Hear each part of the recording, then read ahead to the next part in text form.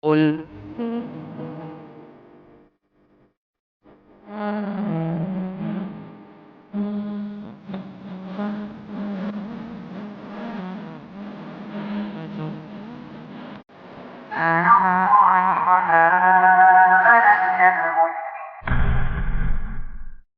Bismillahirrahmanirrahim. Assalamualaikum warahmatullahi wabarakatuh. Alhamdulillahirabbil alamin wassalatu wassalamu ala asyrafil anbiya wal mursalin nabiyina Muhammad wa ala alihi wa man tabi'ahum bi ihsani ila yaumiddin. Puji syukur kita panjatkan kepada Allah, salawat dan salam semoga tercurah pada junjungan kita Nabi Agung Muhammad sallallahu alaihi wasallam. Kita lanjut pembahasan sifat salat Nabi sesi yang ketiga. Salat dengan duduk bagi yang sakit, halaman 88. Halaman 88. Jadi tadi kita bahas sudah menghadap Ka'bah atau kiblat. Lalu salat sambil apa? Berdiri. Sekarang ada keringanan salat bagi orang sakit, boleh mengerjakannya sambil duduk. Dibaca Imran bin Husain. Imran bin Husain berkata, saya dahulu mengidap sakit bawasir. Lalu saya menanyakan hal itu kepada Rasulullah SAW. Beliau bersabda, salatlah kamu dengan berdiri. Jika kamu tidak sanggup, hendaklah dengan duduk. Jika kamu tidak sanggup, hendaklah dengan berbaring. Lagi. Ujarnya pula, saya bertanya kepada Rasulullah SAW tentang orang yang salat dengan duduk. Beliau bersabda, orang yang sholat dengan berdiri adalah lebih baik. Orang yang sholat dengan duduk mendapat pahala separuh dari yang berdiri. Orang yang sholat dengan berbaring mendapat pahala separuh dari yang duduk. Baik. Kita bahas sekarang tentang sholat sambil duduk bagi orang yang sakit. Dalam perkataan Imran bin Husain, dia itu sakit bawasir. Tahu sakit bawasir itu apa? Ambil. Ya pokoknya sulit duduk. Ya pokoknya ada sulit lah untuk berdiri, maaf, sulit untuk berdiri. Lalu ia tanyakan itu pada Rasul SAW. Rasul perintahkan sholat sambil berdiri. Kalau tidak mampu sholat sambil duduk. Kalau tidak mampu sholat sambil berbaring. Lalu ada perkataannya pula. Ia bertanya pada Rasul SAW tentang orang yang sholat dengan duduk. Kalau sholat dengan duduk itu pahalanya separuh dari berdiri. Lalu sholat dengan berbaring itu pahalanya separuh dari yang duduk. Namun untuk hadis yang kedua ini berlaku untuk orang yang mampu berdiri, namun dia pilih duduk. Jadi kesimpulannya ada dua kesimpulan yang penting dalam hal ini. Yang pertama, untuk sholat wajib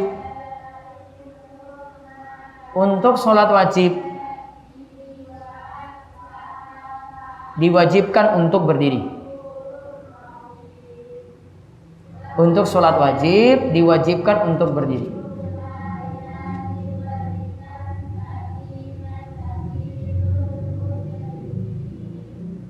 Untuk sholat wajib diwajibkan untuk berdiri.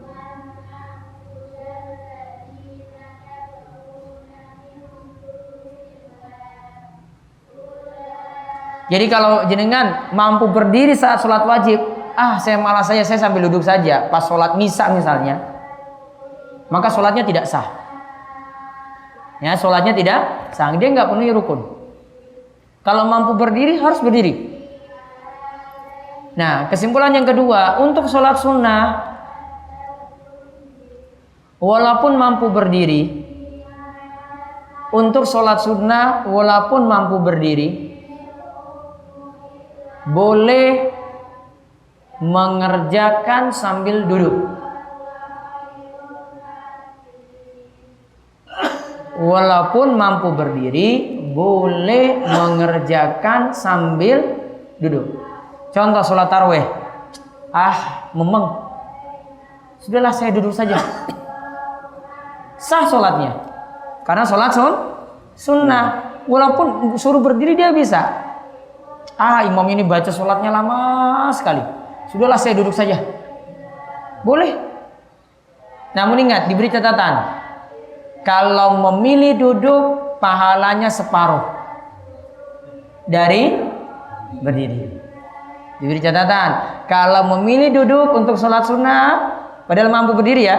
Kalau memilih duduk, pahalanya separuh dari berdiri.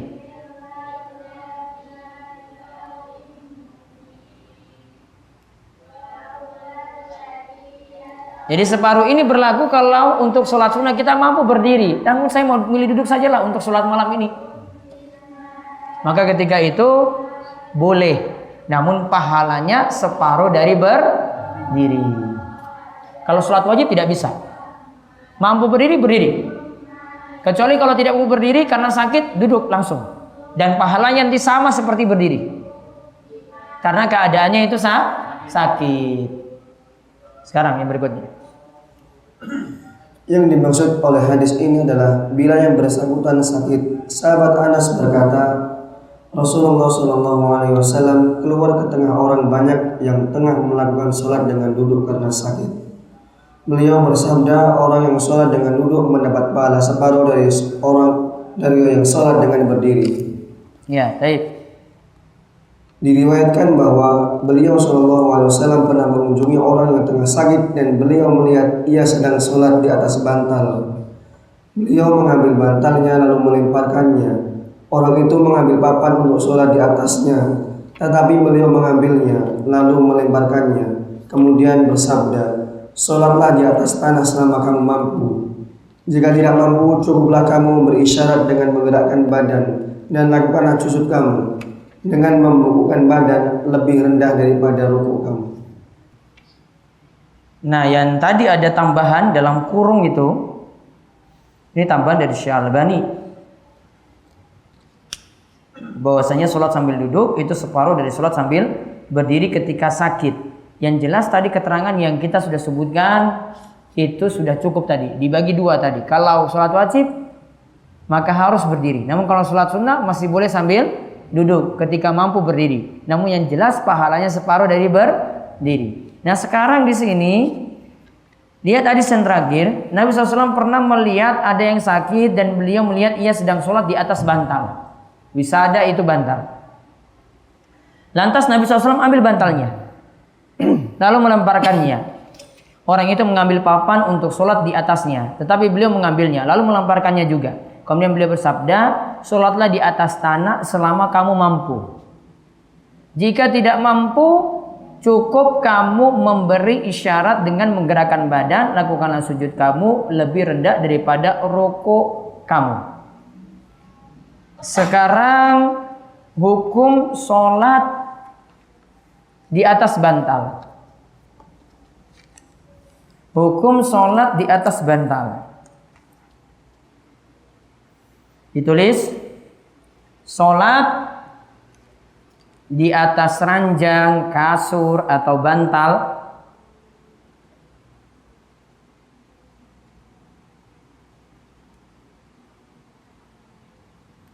masih dibolehkan dengan syarat. Dengan syarat. Ada 3 nanti di sini. 1, tempat sholatnya suci. Tempat sholatnya suci.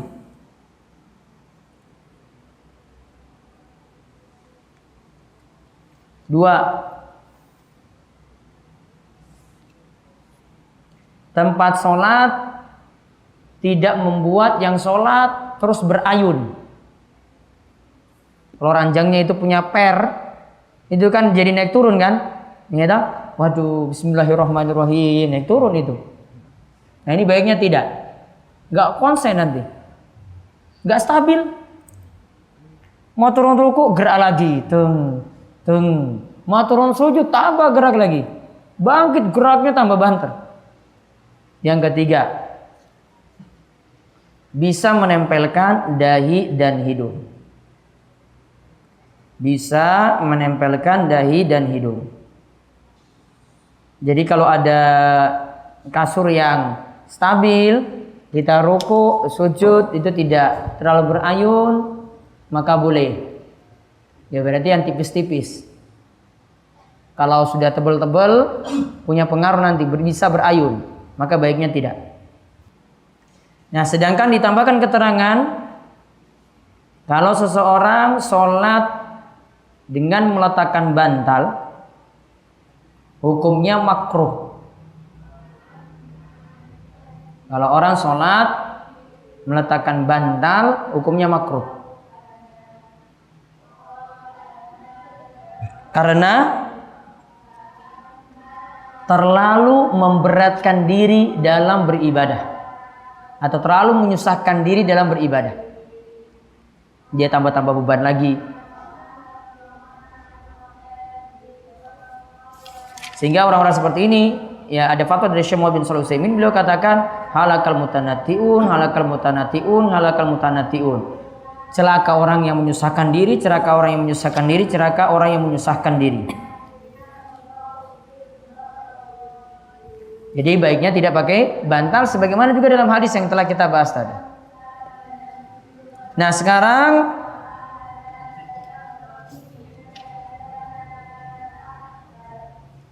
sholat di atas perahu. Ya. Sholat di atas perahu. Rasulullah pernah ditanya tentang sholat di atas perahu. Sabdanya, sholatlah di atasnya dengan berdiri, kecuali kalau kamu takut tenggelam. Di berikutnya lagi, ketika badan Rasulullah SAW menjadi gemuk dan umur beliau sudah tua, beliau memasang tiang di tempat sholatnya sebagai sandaran ketika sholat dengan berdiri. Baik. Berarti kesimpulannya boleh sholat di atas perahu. Boleh sholat di atas perahu.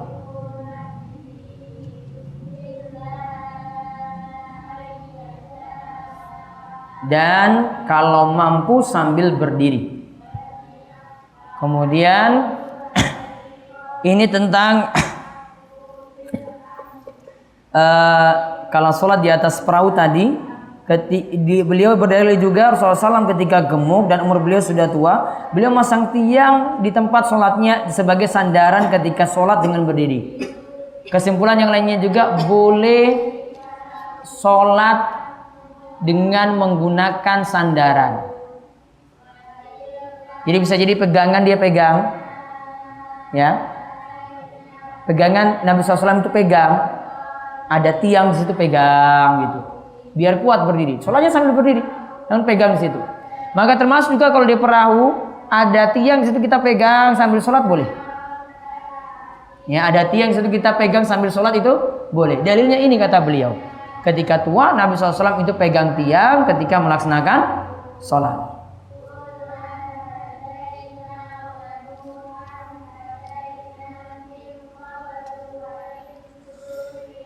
Namun kemarin kita simpulkan kalau kendaraan ya, sholat di atas kendaraan dibagi menjadi 3. Ini sebagai penegas, sholat di atas kendaraan dibagi menjadi 3. Yang pertama, kendaraannya luas sehingga bisa melakukan rukun sempurna. Contohnya apa? Perahu bisa? Perahu ikan kayak gitu? Hah? Kapal besar. Kapal. Contoh, tulis contohnya kapal. Apalagi? Pesawat Saudia, Garuda nggak masuk. Apalagi?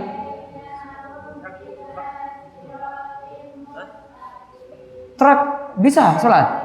Ya terus kalau truk mau nanti tikungan nanti miring gini juga bisa. Sulit kan? Yang bisa rukun sempurna. Tadi kapal jelas. Bis bisa nggak bis? Ada bis yang ya tempatnya luas nggak? Ada.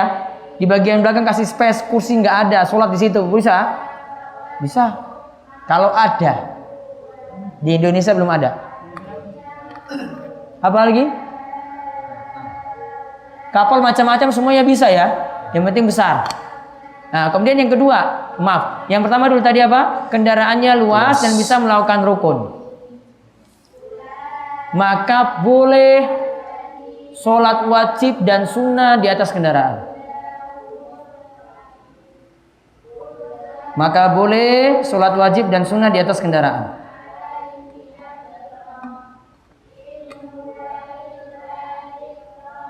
Jadi nggak tunggu kapalnya berhenti dulu baru nanti sholat wajib, nggak. Masuk pesawat juga, kalau pesawatnya bisa lakukan rukun sempurna, nggak mesti turun nanti baru sholat wajib, nggak. Lakukan di situ. Kemudian yang kedua, kendaraannya sempit, sehingga tidak bisa melakukan rukun sempurna.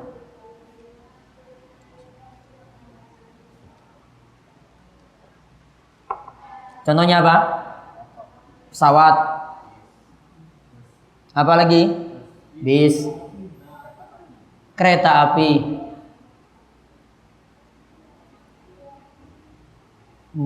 Kalau mobil pribadi bisa turun, bisa ditinggal mobilnya kan? Ngapain bahas? Ini yang nggak bisa turun lah. Bis, kereta, pesawat. Ya. Maka ada lanjutan tadi, kendaraannya sempit dan tidak bisa melakukan rukun sempurna. Maka hanya boleh melakukan sholat sunnah. Hanya boleh melakukan sholat sunnah. Sedangkan sholat wajib hendaknya turun dari kendaraan. Sedangkan sholat wajib hendaknya turun dari kendaraan.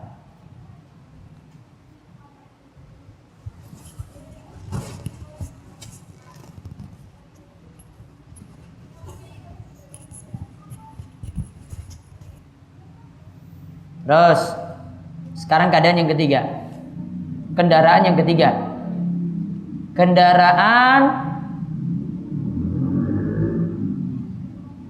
yang masih bisa ditinggalkan ketika sholat.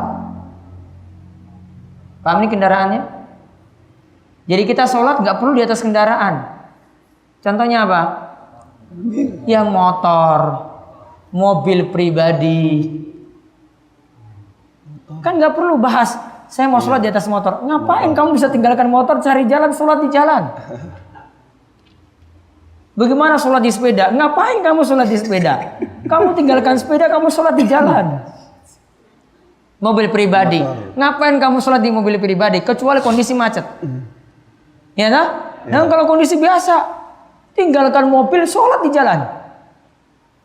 Misalnya waktu subuh sudah mepet sekali ya. Wah, ini saya sholat gimana ini ya? Selama nggak macet, kendaraan ditinggalkan, ditepikan di pinggir jalan, sholat di situ.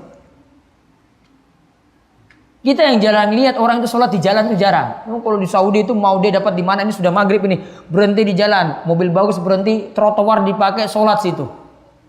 Nanti ada temannya lihat, itu lagi sholat, berhenti lagi, sholat lagi, ikut lagi. Belum pernah lihat di Wonosari kayak gitu, lah. Wis maghrib, berhenti, gelar kloso, gitu langsung sholat. Ada mobil lagi, berhenti lagi, ikut jamaah lagi. Belum pernah kalian? Kalau misalnya itu yang berhenti mobil BMW itu, mobil BMW berhenti gitu, ambil klosonya dikeluarin, sholat. Temannya datang lagi. Sini aneh kan, ini wong edan nih gimana? Bisa, ini bisa dipraktekkan kalau di tol misalnya. Tol apa yang panjang ini yang baru dibangun? Tol apa? Cipali. Wah, ini kalau waktu sudah mepet sekali subuh misalnya kan, wah terpaksa harus berhentilah di situ. Sudah, tepikan dulu. Ada tempat rehat atau istirahat atau apa biasanya disebut? Rest area, berhenti di situ, sholat. Bisa. Maka kendaraan 3 macam seperti itu. Ya, ada yang luas, berarti lakukan sholat di atas kendaraan boleh. Kemudian ada yang sempit tadi, nggak bisa untuk lakukan sholat di situ dengan memenuhi rukun sempurna. Masih bisa, namun tidak bisa rukunnya sempurna. Berdiri nggak bisa sempurna. Wah, nanti oleng ini gimana? Nanti rukuknya gimana? Tabrak kursi di depan. Wah, sujudnya gimana? Gak ada tempat, gak ada space. Maka masih bisa kecuali darurat saja. Kalau untuk sholat wajib, sholat sunnah masih boleh. Sedangkan kalau kendaraannya bisa ditinggal, berarti tidak perlu sholat di kendaraan. Wallahu a'lam bishawab, sampai di situ. Ada pertanyaan?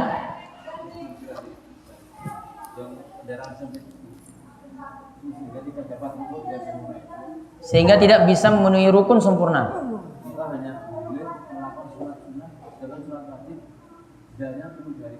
Iya.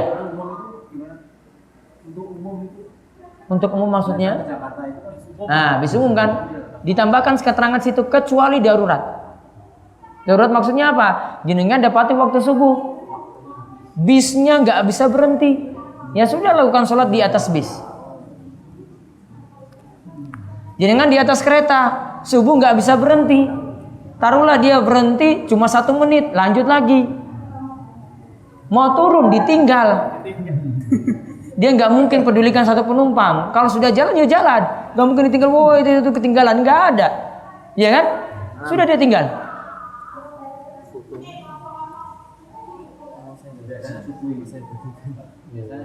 Biasanya subuh. Kalau zuhur asar bisa dijamak. Maghrib isya bisa dijamak. Ada lagi?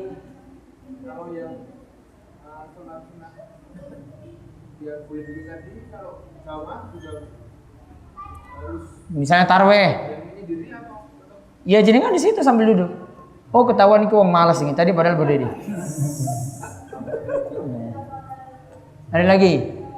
Ya. Oh, jenengan mau tengah-tengah gak masalah. Kiwe saya imam suwetenan, sudah saya duduk langsung. Boleh. Tawaruk apa iftiras? Kalau posisi duduk saat sholat itu bagusnya duduk bersilah untuk ganti posisi berdiri. Sedangkan kalau untuk sujudnya, duduk antara dua sujudnya pakai duduk tawarruk. Iftirash.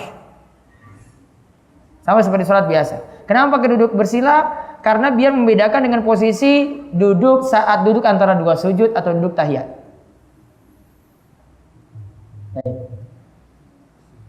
Misal kita dari sini mau ke Jogja, terus berangkatnya sekitar jam 11:04. Kan nanti dulunya sekitar jam setengah 12. 11:04 dari sini, jam 12 kurang 1/4 zuhur, ya. Itu ketika azan itu baiknya berhenti sholat. Ketika azan baiknya berhenti sholat di masjid atau gimana?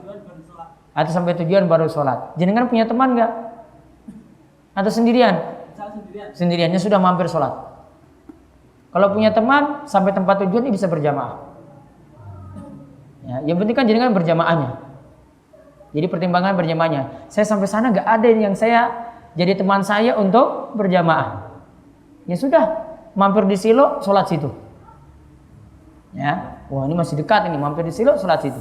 Baru lanjutkan perjalanan lagi. Kan lagi. Kosong itu, ini kan waktunya dengan azan. Ya, terus ini saya kira-kira jadi sholatnya sengaja di masjid sana. Ternyata di masjid itu sepi, nggak ada orang. Itu kita langsung sholat situ azan. Yang jelas bukan hak kita yang jadi musafir azan situ. Bisa jadi masjid itu punya aturan. Zuhur jam 12, jam 1 baru dia azan.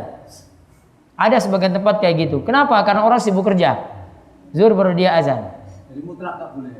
Ya itu bukan hak kita, itu jadi hak orang yang ada di situ menempati. Musafir nggak boleh nyolong untuk azan di situ, nggak boleh. Bukan hak kita. Nggak boleh juga dia datang tiba-tiba imamnya sholat di situ, nggak boleh. Ya, kecuali kalau masjidnya masjid musafir. Kalau masjid musafir kan orang bolak-balik di situ. Hak dia mau iqomah silakan. Mau pimpin sholat silakan. Musafir jelas kalau masjid musafir, masih di pinggiran pantai, ya tak? Di rest area itu kan masjid musafir semuanya. Jadi dia datang langsung pakai. Namun ada masjid yang jadi milik warga, ya tak? Nah kayak di sini ini milik warga ini, milik warga. Gak bisa langsung datang tiba-tiba. Wah ini gak ada orang, ini sudah saya azan, terus nunggu sekian baru imami gitu. Oh nggak bisa. Ada di sini beritahu ya ke orang sekitar dulu, Pak, ini sudah waktu azan ini, siapa yang biasanya azan? Kalau enggak, jenengan sholat sendiri saja kalau tidak ada sama sekali. Iqamah sendiri, terus laksanakan sholat sendiri.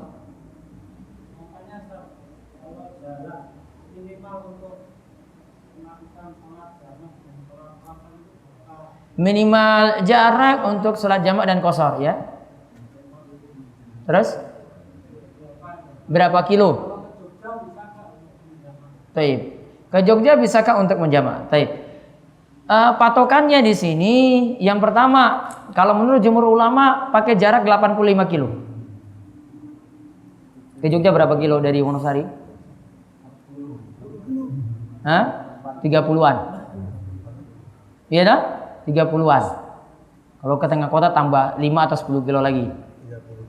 Ya, seperti itu jaraknya. Kalau perhitungan jumhur belum masuk. Namun kalau mau lihat dari uruf, kalau orang sini saja mau pergi ke Jogja, dia anggap dekat. Ciri-cirinya dia anggap dekat. Saya mau balik, saya nggak perlu nginap dulu. Ya, ciri-ciri dia anggap dekat itu, saya mau balik, saya nggak perlu nginap dulu. Mau balik saja langsung. Beda kalau kita pergi ke Semarang kan? Oh ke Semarang, aduh jauh sekali. Saya sampai sana, saya dulu istirahat berapa jam gitu, baru balik lagi. Jarang orang itu ke Semarang, kemudian muter gitu balik lagi ke Jogja, jarang. Pasti dia kasih waktu untuk ada waktu istirahat. Nah, bedakannya seperti itu saja. Jadi tahu jarak safar atau tidak, ya bisa pakai 85 kilo. Kalau nggak paham itu, maka pakai kebiasaan masyarakat. Kita kalau ke orang Gunung Kidul, kalau ke Solo nganggap jauh nggak? Ya, jauh. Ciri-cirinya kita sampai sana, saya mau butuh istirahat 1 jam 2 jam dulu kan. Nah baru lanjut lagi nanti kembali ke gunung. Oh berarti itu sudah masuk safar.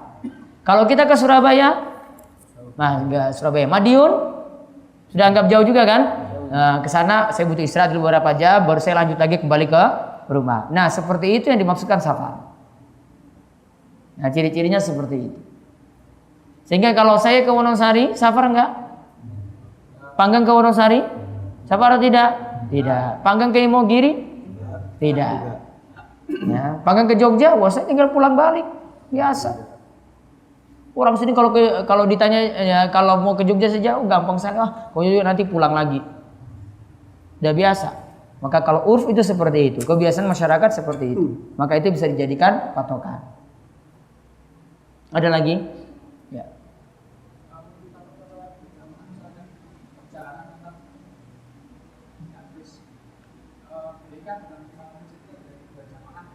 Tidak boleh.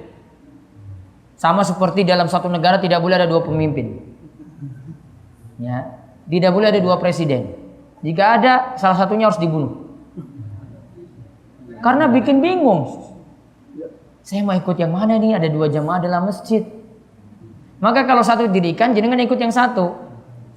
Kalau itu sudah selesai, bikin jamaah baru. Sehingga orang yang baru datang juga nggak bingung nanti, terutama kalau di masjid musafir, dia nggak bingung, saya mau ikut yang mana, yang ini apa yang itu. Seperti itu ya. Baik. Ada lagi? Sholat berbaring Ustaz dengan kondisi pasien itu misalnya mengalami kecelakaan. Pasien mengalami kecelakaan terus dia sholatnya berbaring. Terus ruku dan ininya kan nggak sempurna, dia kan nggak bisa sujud segala macam. Ya. Dia tidak bisa ruku sujud sempurna karena sholatnya sambil berbaring tadi. Maka tinggal pakai isyarat atau ada sesuatu yang membedakannya. Contoh misalnya dia terlentang, bagian bantal itu diangkat sedikit misalnya ya, kadang bisa diangkat sedikit. Ya sudah, berarti dia sholat nanti menghadap kiblat. Kakinya itu nendang ke arah kiblat, maka kepalanya nanti bisa menghadap kiblat. Jadi lihat kiblat langsung berarti. Maka kalau dia seperti itu, dia tinggal kalau bisa angkat kepala, ya dia angkat kepala. Kalau ruku angkat kepala sedikit, kalau sujud lebih lagi angkat kepala. Kalau bisa. Kalau nggak bisa, maka isyarat apapun untuk membedakan saja. Kalau tidak bisa lagi sudah dia pakai hati saja sholatnya. Saya nggak bisa gerak, semuanya digips, kaki diangkat ke atas, tangan seperti ini. Gimana mau gerak? Niat sudah Bismillah Allahu Akbar. Bismillah Allahu Akbar. Mata juga nggak bisa buka. Sudah isyarat semuanya. Pakai batin aja sholat. Ya gimana? Keadaannya, kemampuannya seperti itu. Fattakullah mastata'tum. Bertakwalah pada Allah semampu kalian. Jadi sholatnya juga semampu dia. Pon? Baik. Apa lagi, Fauzan? Sama tetap dibolehkan salat di pinggir jalan karena kalau berusaha lebih keras mencari masjid bisa. Ya kalau ada. Kalau di tol Cipali misalnya cari masjid masih 100 kilo lagi, ya sudah berarti sholat di situ. Macet lagi. Sholat di pinggir jalan akhirnya.